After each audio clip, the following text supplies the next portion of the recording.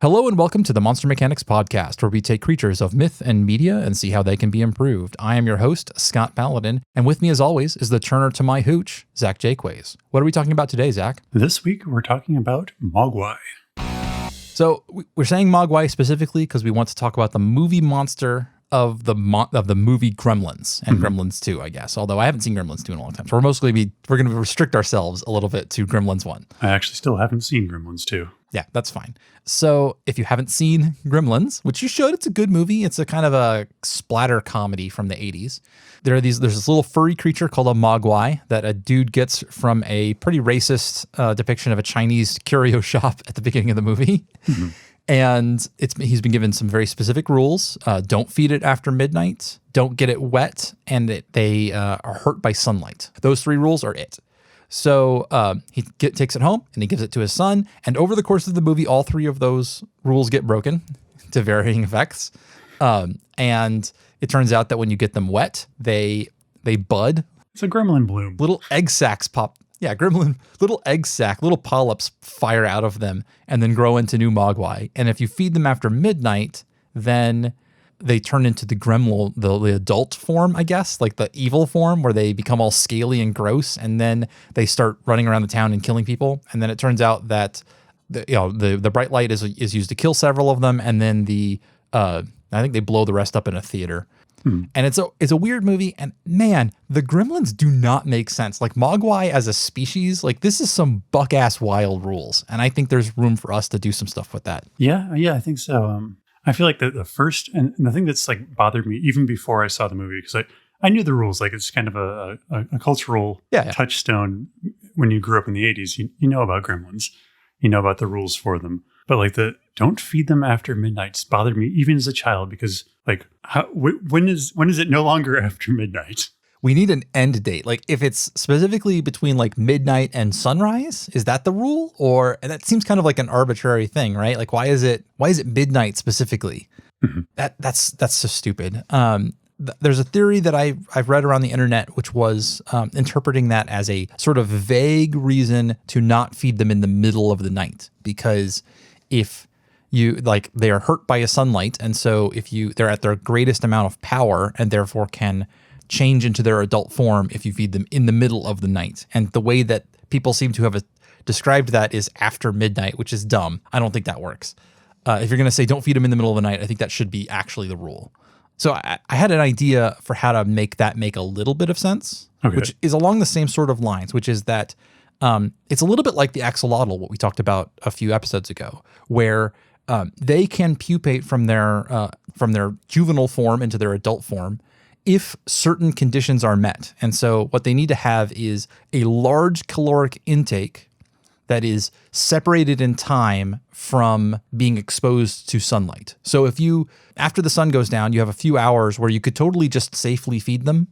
And they won't, because they are still recovering from being damaged by ambient sunlight, they can't enter their pupal form. But in that time between, like, say, midnight, somewhere in the course of the late night to the morning, if you feed them during that period, then they have like that gives them the energy in order to form that pupal state. You can't rely on the sunlight to stop that because they will have already begun the transformation. So it's a little bit less like don't feed them after midnight and a little bit more like don't feed them between 6 and hours after sunset. Like that becomes a more specific rule. Yeah, that makes sense. Yeah, don't feed them after midnight seems like a reasonable like shortening of that idea, or something that like that seems like a good general rule. So I think that makes sense. Maybe there's like some kind of microorganism or bacteria that builds up on them that is destroyed by sunlight, but it like generates really rapidly over their body.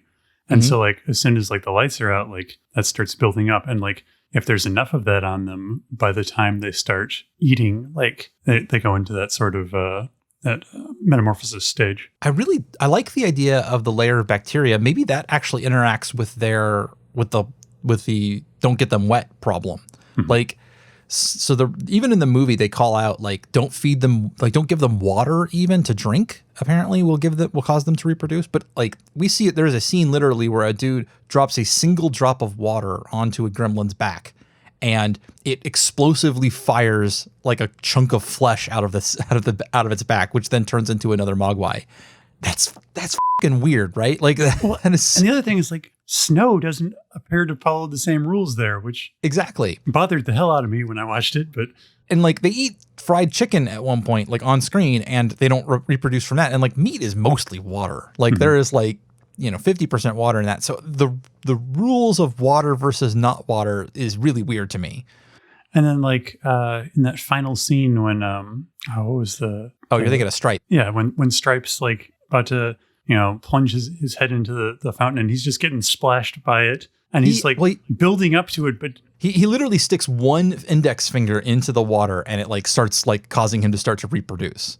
That's so weird. And like the one of the like sort of the move into Act 3 or Act 2, I guess it is. I forget the 3-act structure of films, but the move from like things getting escalated is that character literally jumps into a pool and like hundreds of gremlins come out. But if literally any gremlin can reproduce by getting water, it seems like if you throw them in the pool, you get like a logarithmic expansion. You get an exponential growth. Like you should have billions of those things because every one of them that is created also creates more.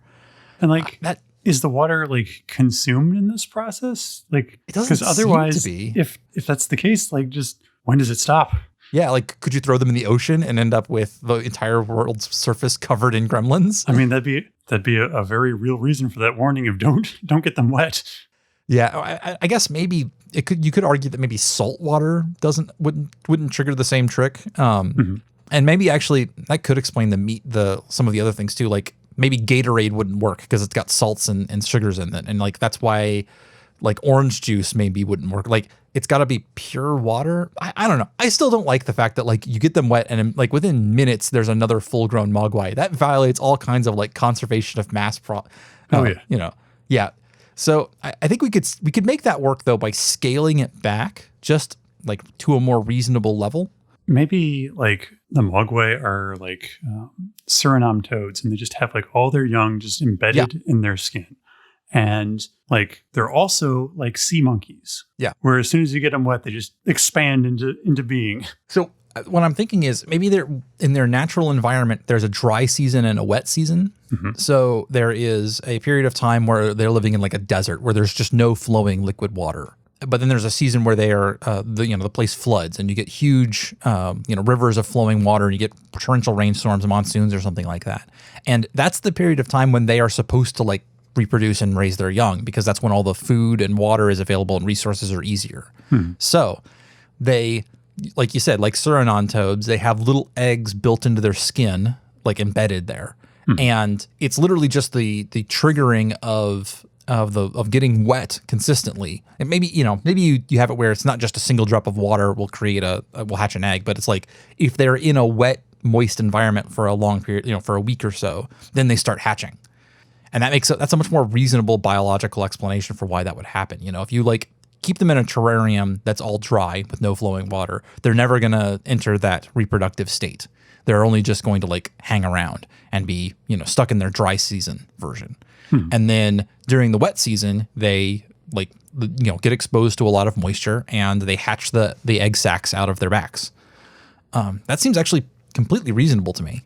They could also be, there are some species of, I think lizard, but I know there's some insect species that are basically born pregnant. Like they hatch with all of the fertilized eggs they are already always going to have already within their body. So gremlins could work the same way, where they don't have they're a single gendered species, and they're all female essentially. And when they are born, they've already got those eggs embedded in their skin, and embedded in their skin's gross as by the way. Oh yeah.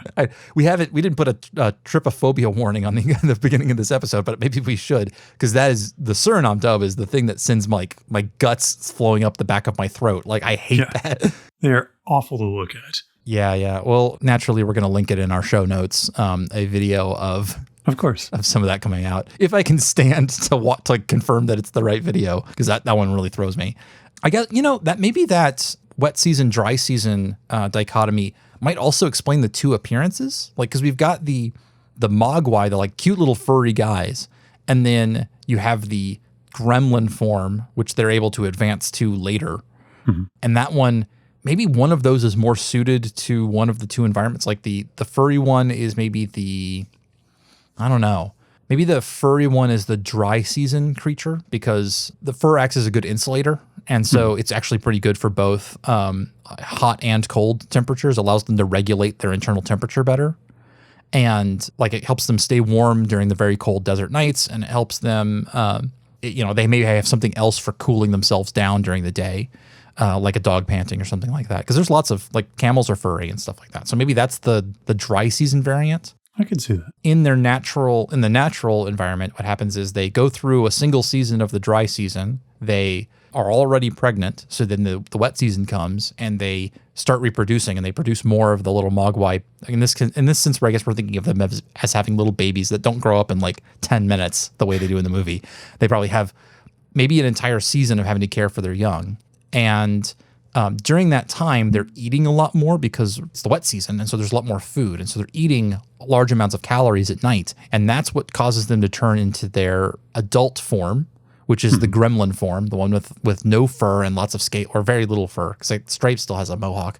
So they have much less fur, and they're also bigger and more dangerous and able to like hunt better, for lack of a better term, because they are larger and much more dangerous. They have like claws now and things like that. Yeah, I think that was one of the things that bothered me about the Gremlins movie was there didn't really seem to be a reason for them to change. Like they're still homicidal little assholes even when they're in their Furby form. Yeah. Except for Gizmo for some reason. Except for Gizmo, who's just innately good, I guess. But if you're dealing with a form that has been actually, just backing up half a second. Yeah, no problem. Their fur being an adaptation for their dry season, because in deserts it gets very, very cold at night. So, but they're also going to be hiding during the day, so it's less important for them to be like able to shed lots of heat during the day, is because they're going to be burrowing. They're going to be entirely nocturnal, so they're going to be much more about keeping themselves warm at night, which explains why they're furry. I think. And then they have to worry less about that during the wet season, which I'm going to assume is maybe a bit warmer at night, but also water retains, it dampens the swing between heat during the day and water and cold at night. So you more regulate the temperature, so they don't need the fur as much. And if it's cloudy, maybe they're more able to go out during the day, unlike during the dry season. That's cool. But yeah, the idea of it being like the Mogwai version, like the juvenile version, the little Furby guy, it's basically about like just surviving through the dry season. It's just about like making it through the 6 months of the year so that you can get to the wet season. And so they're smaller, so they require less food. They are furry, so they can move around at night when it's very cold. And maybe also smaller because it means burrowing is easier. Like you don't have to make as big a den because they're small. But they're also not able to take down larger prey. They're not able to move as quickly across the land because they've got short little legs. So the wet season comes around, and they have a couple of triggers, one that causes them to reproduce, and one of them that makes them turn into the gremlin form, who is larger and much more able to gather food quickly, which it then uses to feed to the offspring. So it's more about caring for its little family than it is about just being an asshole. Something that was very much not established in the movies. No. I imagine like the reason why they're assholes is because they either are sentient or are nearly sentient. They're like little chimps, right? Like they have no morality, and they're also like during their gremlin form, they're like an apex predator. They don't fear anybody. Like in their natural environment, maybe they're top of the food chain, which explains why they're such little like audacious little assholes about it.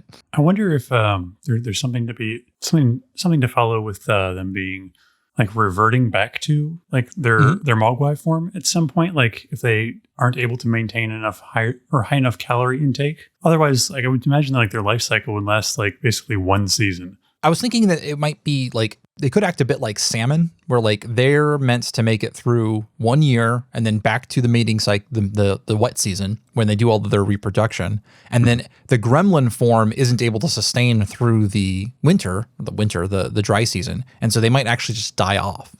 Or you could have it where they revert back to the Mogwai form for the dry season. Either of those seem reasonable. Both of those have disgusting options where like in the one version they starve to death at the end of the season, and like you see all these like gremlin corpses at the end of the season, like rotting in the sun, or drying up and frying in the sun. The other version is that you have the awfulness of like the gremlin shedding like parts of itself in order to turn back into the Mogwai form. Like you have the skin sloughing off and like their limbs shrinking back and stuff. Because most creatures don't shrink ever. They either just get bigger or not. Like, or maybe they consume their own mass to survive. Oh, they like bite their fingers off and then like, ew, that's gross. Okay. I mean, because the thing that I'm worried about is like where do more Mogwai come from if like they all mutate during this one season? I'm thinking that maybe what we saw in the movie, all of that happens way too quickly, right? Like, so I'm thinking that the young grow up over the course of that wet season from the little furry form into the, well, not furry form, but then from like an infant form into the juvenile form, and that takes the expanse of the dry or the wet season, so that they're ready to survive the dry season on their own when their parents die off. And so that takes a while. It's not like they don't have enough time to get up and then turn into a gremlin themselves during the wet season. But if they did, they wouldn't make it past. So like that's a very specific sort of life cycle there. And it would be really thrown off if you brought them into the wild here. Like they'd probably be a wild invasive species here in the US, right? So are the Mogwai like do the gremlin form? Does the gremlin form give birth to the Mogwai form? I'm inclined to say yes. That like, because that's even worse than the Suriname. We have little hairballs just caught in those giant oversized pores. Yes. Yeah. One thing that bugs me about the movie is the idea that, because in the movie, if you're a Mogwai and you get wet, you make more Mogwai. If you're a gremlin and you get wet, you make more gremlins. That's stupid. You can't just have it where, gremlins make gremlins and Mogwais make Mogwais. Like that makes them almost seem like two separate species right there that just happen to be joined by one turning into the other, which I don't dig that. All because they ate something after midnight. Yes. And it would make an interesting contrast where like you have the little Mogwai version, which is it's all about just getting through that dry season. They're just living out there in the rocks and like eating what they can find and like, I don't know, cracking open cactuses to drink the water out of the middle, but they don't reproduce. So if you got them wet, what you'll end up with is just a wet Mogwai, but you need to have them turn into that gremlin form, and it needs to do the gremlin transformation first because then it is equipped to feed its offspring, right? Like it has to go through that process in order to be able to gather enough food and hunt enough prey in order to bring back kills. Oh, no, there's no way. Okay, which is worse? Does it bring back either dead or nearly dead creatures to feed to the babies? Or does it swallow them and then regurgitate awful stuff into the like bird style? Definitely the latter. Yeah. There's also the option of, do you know what crop milk is from pigeons? Do I want to? Maybe. It's not super gross. Crop milk is pigeons, and I think a couple of other bird species produce for lack of a better term, milk out of a gland in their throat. And it's like mammal milk. It's very, very fatty and full of nutrition. And so instead of regurgitating full, if a pigeon goes and eats a hot dog off the sidewalk and they fly back to their nest, instead of just regurgitating hot dog into their young's mouth, they actually produce this milk, which they then feed to the young. So what you're telling me is pigeons are just the worst dragon ever. I was going to say it's you could totally have pigeon milk. Like you could totally have a little carton of it at the store, and it'll probably be the next thing that the health craze is all about, this super good for you pigeon milk. So that's an option too. You could have the gremlins. Oh, okay. Our version of it, if that's the case, then like I feel like they've got a sac that develops in their neck when it's full.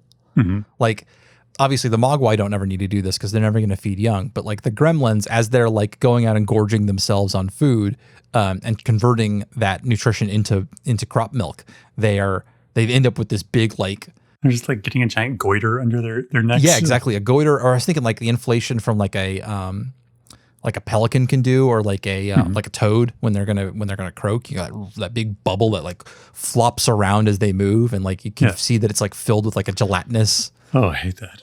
Yeah. And then when they come to feed their cute little furry babies, they like open their mouth and you see that stuff like coming up out of the. Oh, that's gross. do not like, but that's the point, really. That would definitely move the Gremlins movie firmly into the realm of horror rather than just. They were, yeah. Our version is a lot less funny, but is definitely still horror.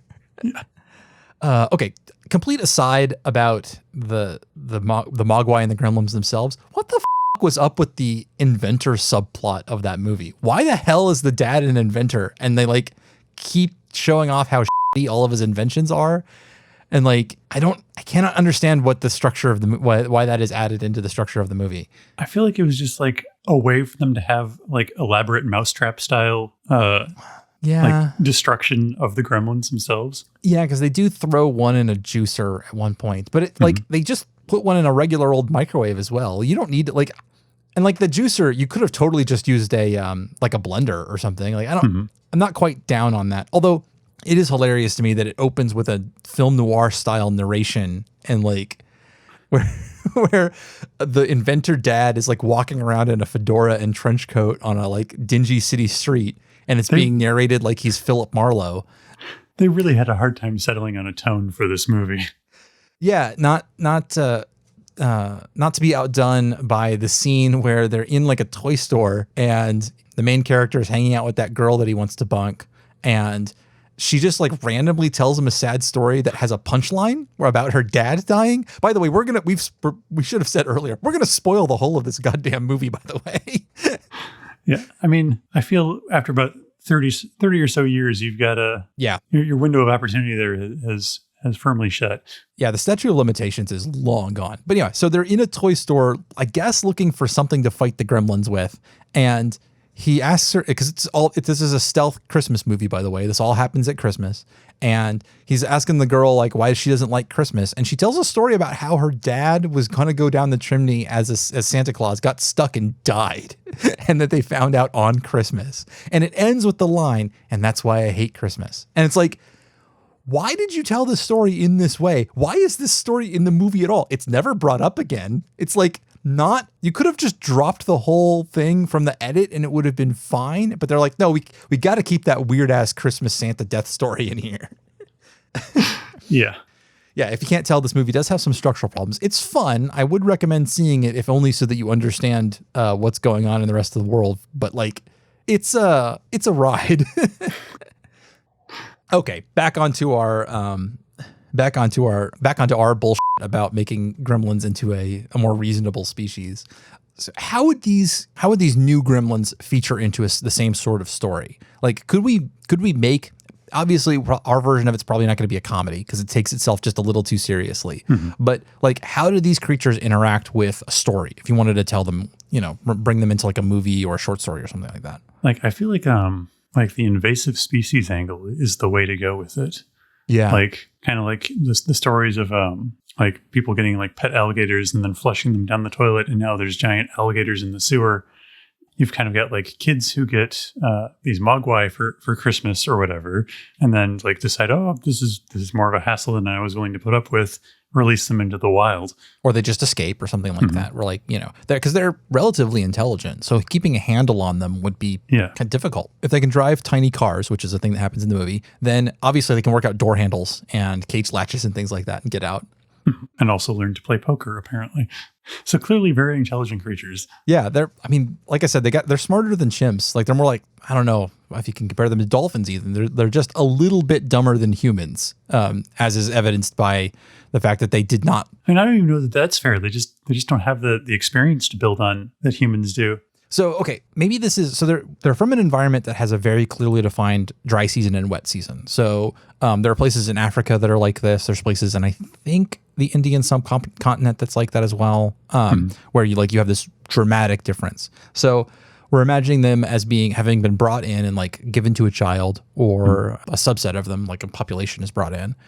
And I was just thinking, so maybe the distinction is in their natural environment, they're kept in check by that cycle where the Mogwai, the cute little furry form, grows into the gremlin form, and then the gremlin form can't survive the next season. So like at the end of the season, they die. And that acts as a big check on their population control, because the version of the species that can reproduce is only around for 3 months out of the year during when there's lots of resources, and then they spend 9 months out of the year, in a reproductive form that is mostly about just like surviving to the next wet season. But if they are introduced to a temperate climate like our own, where there's lots of moisture around all of the time, you could have the gremlin apocalypse in Seattle.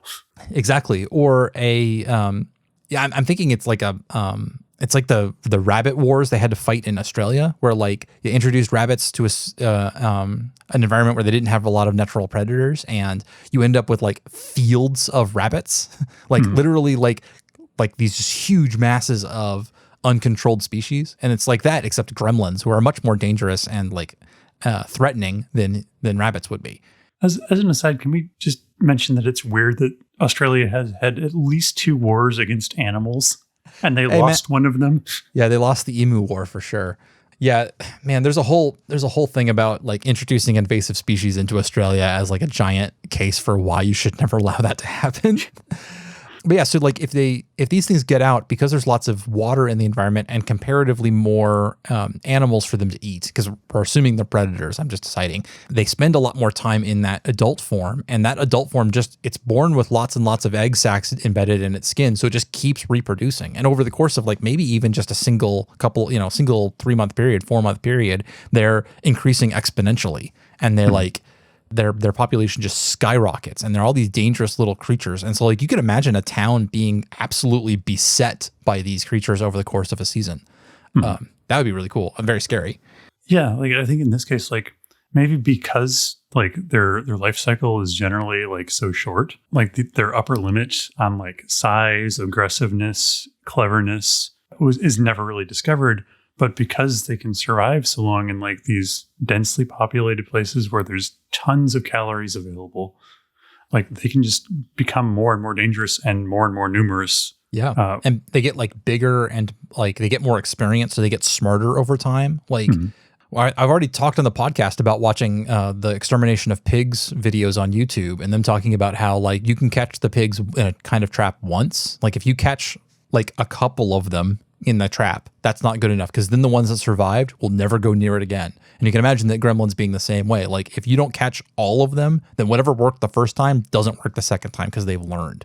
And that makes them very dangerous. And yeah, you can imagine maybe it's even like I was talking about it being the a temperate environment, but maybe it's specifically urban environments, because there's lots of flowing water around to trigger their reproduction. And then also human cities are full of calories. Like if they get themselves into a shopping market or shopping mall or a supermarket or something like that, they're just going to be able to gorge themselves on Twinkies and Doritos until like they turn into gremlins. And then they have all of that food to take back and convert into crop milk to feed to their babies. And those babies are going to grow up very quickly. Yeah, they're like the ultimate version of urban foxes. They're a species that is really well adapted to our environment. And because like we have so much man-made structures and whatnot, like there's tons of shelter from sunlight. So like exactly, they're not even necessarily like concerned about that aspect as much. Yeah, you can imagine them just going in and taking over sewer systems. Like that's where they're all hiding out, or like abandoned buildings and things like that, where they can hide during the day, and then or like subway tunnels too. Or like, and there's all those utility tunnels and things like that under buildings.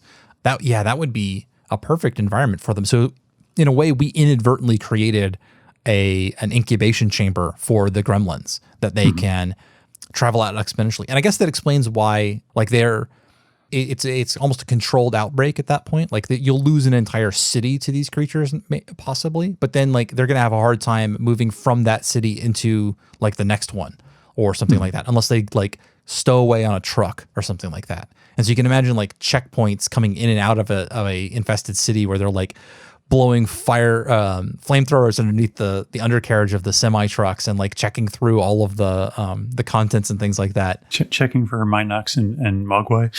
Yeah, or whatever those parasites were in Fifth Element, where they're in the landing gear. Oh yeah.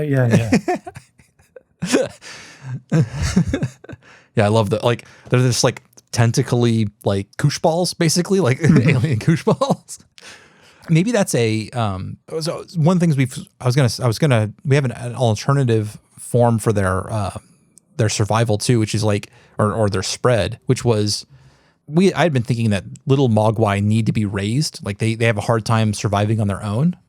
But maybe it's possible for them to like, I was going to say maybe they have an alternate form of spreading where they could like leave the egg sacs on their own and then have them hatch on their own as well when they got wet or something like that. So then they could like, in this scenario, the reason I'm doing it is so that they could attach to like just the egg sacs to the undersides of railway cars or semi trucks or something like that and have them spread. So I got a gross angle for this. If you want to explore that. Like I kind of like the idea that maybe like they molt or something and like leave behind like basically like husks, like gremlin husks or whatever. I like it. I'm down. That the egg sacs or like that the hatched gremlins can eat.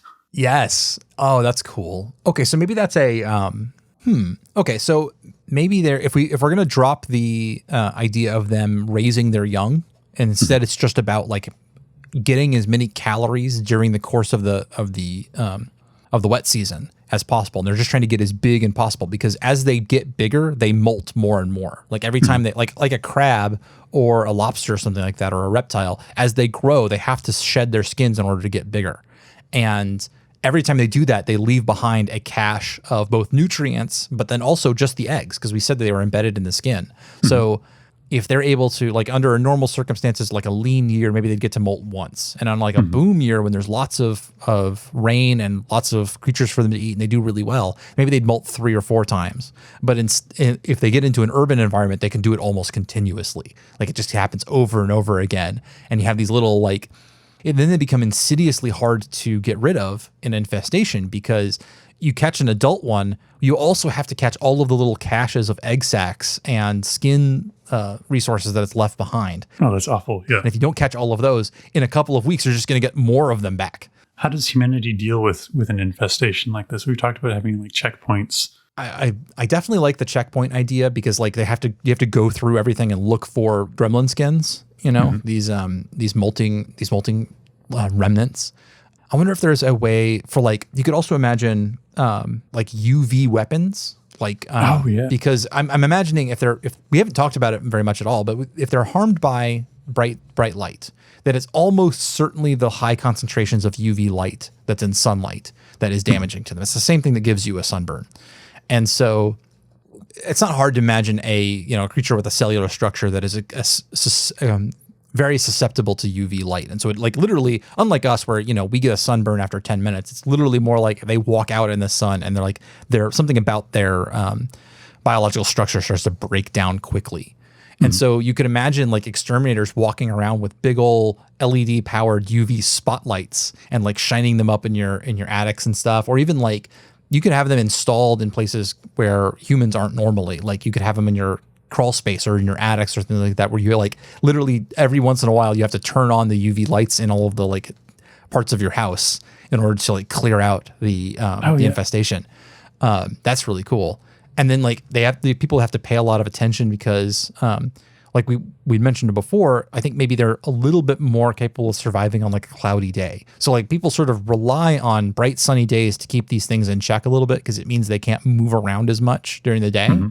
But on like if you have 5 weeks where they're cloudy, then they'll have multiplied in that time, and like they'll have had more opportunities to go out and get food, things like that. And so like that you're going to have more infestations after that, and you have to like go and actively hunt them down after it's been raining for a little while. Yeah, I think that definitely becomes like a real threat rather than like what's presented in the movie. Yeah. And in the movie, like 2 teenagers and a Mogwai take care of all of the other gremlins. And I think this is more like an existential threat of like just a biological thing that's gone wrong.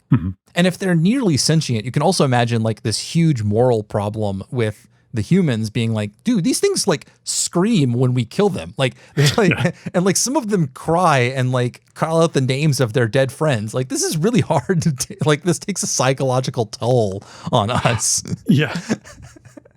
Because probably a lot of them are assholes, but maybe they wouldn't all be assholes. That's very interesting. But like, nonetheless, like because of the way their biology works, like you have to do something about them because you're competing with them for resources. And like, I imagine a pack of gremlins could take down a human and eat it, like eat them. Yeah. Like they're a real threat and they have no qualms about like killing us. They're very dangerous. Oh yeah, can you imagine you're like in a you're walking down the street of like a dense urban area, you know, a city, a big city like New York or something like that, and you like turn a corner and you can like see a bunch of glowing eyes at the end of an alleyway, and gosh. like you hear the noises of that, like, oh yeah. And like any condemned buildings are like that much more dangerous because you just know they're just rife with these moltings of gremlins. Oh yeah. So you either have to pay people to come in and sweep them out, or just like it becomes a policy that like if a building is empty for a long enough time, they just burn it to the ground. You know, they just knock it down because it's too dangerous to leave on its own. That's cool. And then like cities that are above the Arctic Circle might be in a special danger because for a couple of months out of the year, there's nothing keeping them in check during the day. And now that maybe they would have a harder time in the cold or something like that because they don't have any fur. Although the ones in the movie seem just fine walking around in the middle of snow. They also wear clothes too. So how did they get so many custom-sized, like gremlin-sized clothes? Yeah, I think that's the least concerning thing about that movie. The problem is that there's so many concerning things about that movie. Like there's so many problems. They really do add up. Like at one point they show up at a bar and they're all drinking and carousing and stuff. And the female lead of the movie is like just kind of serving them for a really long time and like trying really hard to like get them drinks and stuff. And I'm like, why didn't you just run away, lady? Like, this is very strange. Why did you like stop to do they're not paying, obviously. They can't be tipping you. What is in this for you? Yeah. I do have to praise the fact that at one point, and like towards the end of the movie, there's the main villain gremlin who is Stripe, who has a mohawk, and like at one point he just gets a gun and he has a gun, and there's a moment where they're like, oh no, he's got a gun, and I love the fact that they're like, yeah, as dangerous as these things are, give him a handgun and he's much more dangerous, and I really like just like something about that quality really pleases me. Having them, or with them having a human level intelligence, I'm wondering like what their sociological niche becomes if they're allowed to flourish.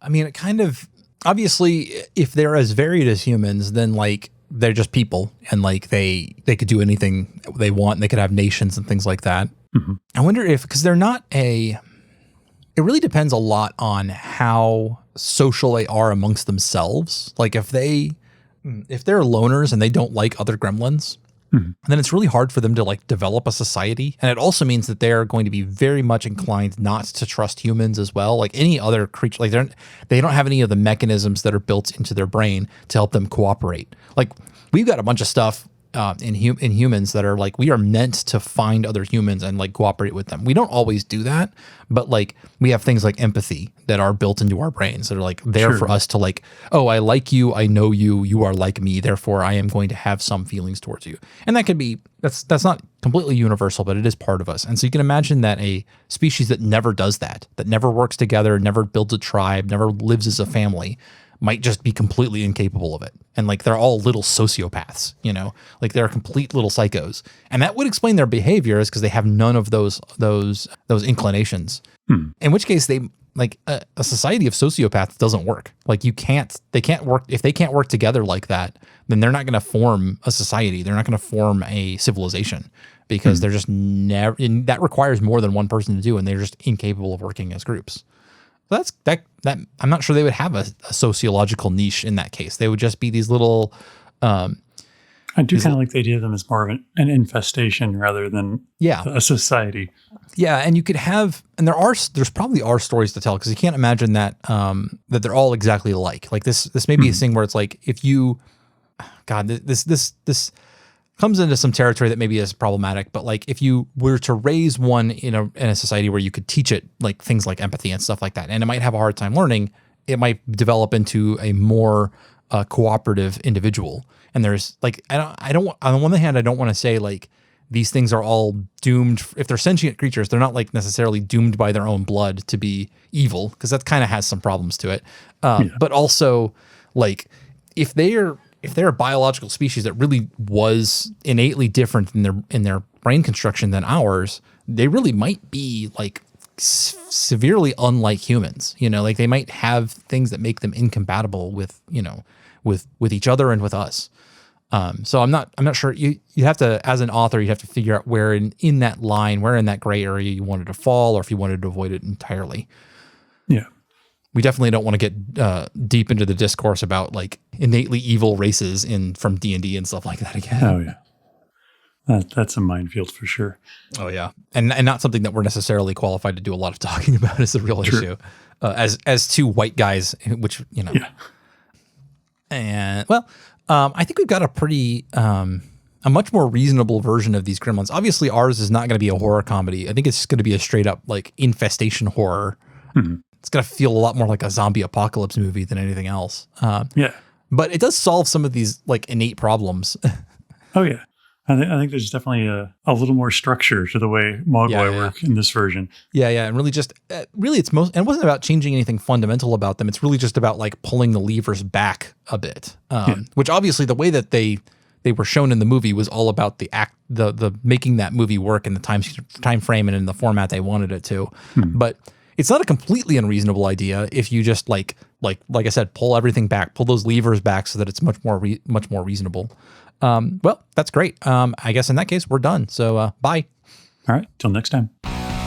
Thank you for listening to this episode of the Monster Mechanics Podcast. If you'd like to rate or review our show, we'd love for you to do that.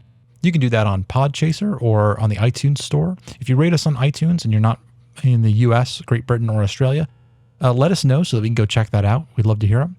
And now for the credits. Monster Mechanics is produced and edited by me, Scott Paladin, and hosted by myself and my best friend, Zach Jaquays. All of the ideas generated during this podcast are released under a Do What the Fuck You Want public license. All of the ideas generated during this podcast are released under a Do What the Fuck You Want public license.